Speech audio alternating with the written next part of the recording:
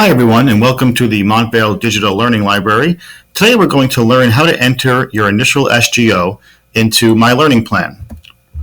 So first we're going to log into My Learning Plan. I'd like to thank Ms. Overgaard for letting us use her account here.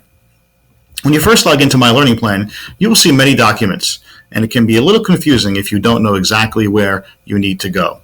So since we're entering our initial SGO here into our learning plan, there are certain forms we need to be on the lookout for. First off, we want to make sure that we're looking for a Form 1. Form 1 is where you enter your initial SGO, which is due by October 31st statewide. And this is our Student Growth Objective 1. If you are a tested subject area teacher, you will only have Student Growth Objective 1 completed. If you are a non-tested area teacher, you will have both Student Growth Objective 1 completed and Student Growth Objective 2 completed. But regardless of what student objective that you are working on, you will always be working in Form 1, because Form 1 is for this half of the year. Form 2s are for later at the end of your SGO. There are two general types of SGOs, a single SGO and a tiered SGO. Many teachers opt for the single SGO, which is an SGO that applies to your entire student population.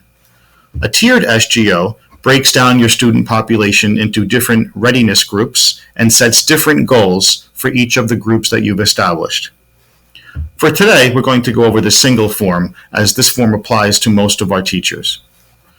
So what you want to look for if you're doing a single SGO form for this initial submission, you want to find Student Growth Objective Form 1, Single, Student Growth Objectives 1.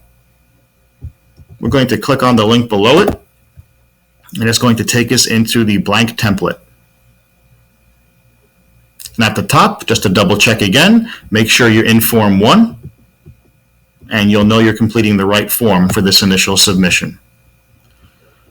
So here it asks for some basic information, your grade level, the course and subject, and the number of students in the population for this SGO.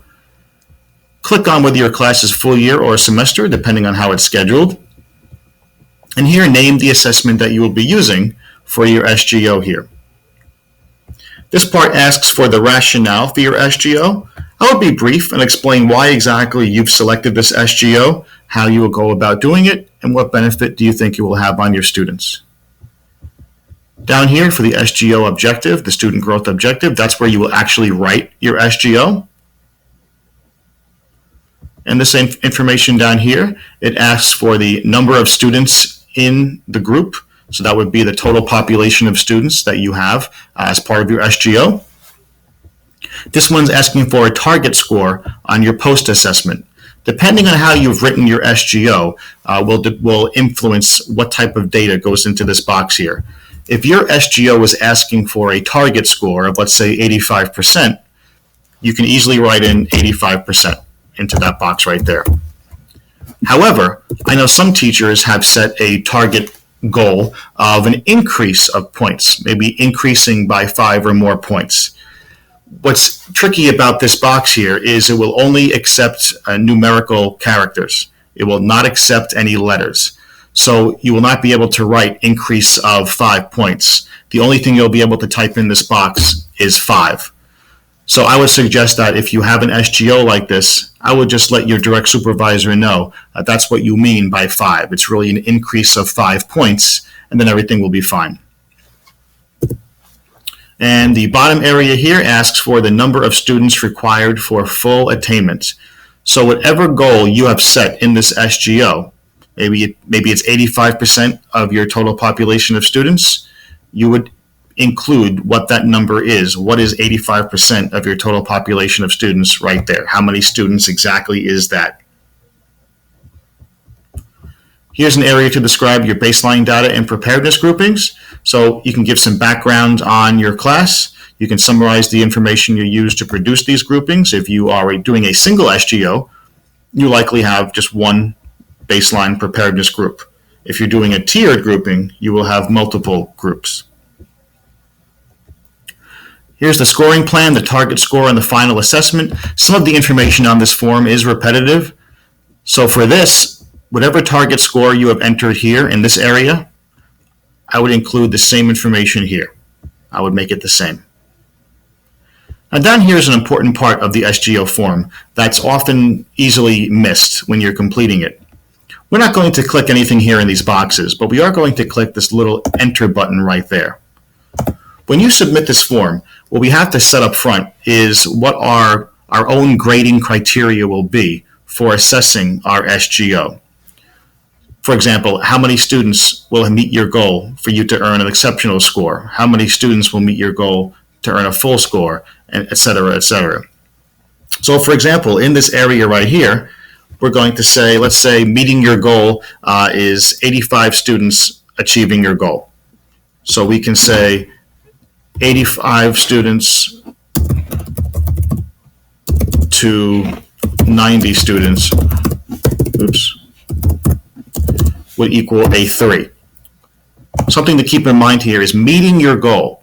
Meeting the goal that you've set in your SGO earns you a 3, which is full attainment.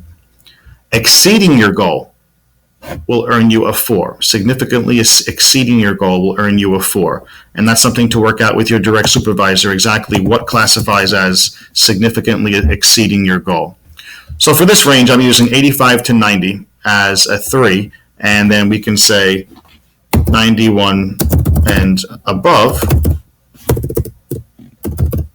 would equal a 4. And then for another scale, we can say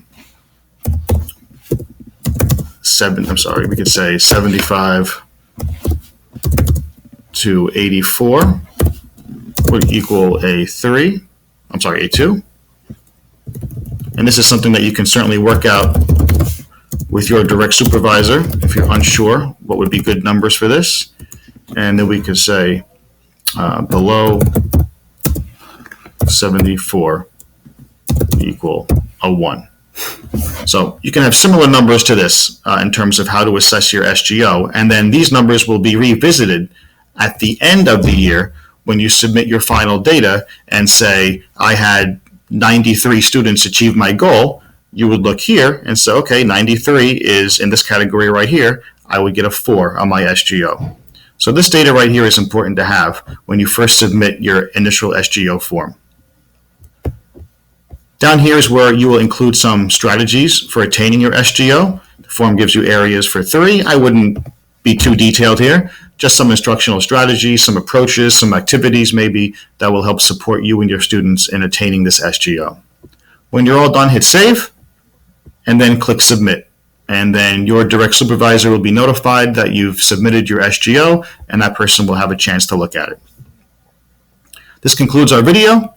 Good luck completing your SGOs. Of course, reach out to me or your direct supervisor with any questions about how to complete the form or what information should go into this document here. Thank you very much and have a great day.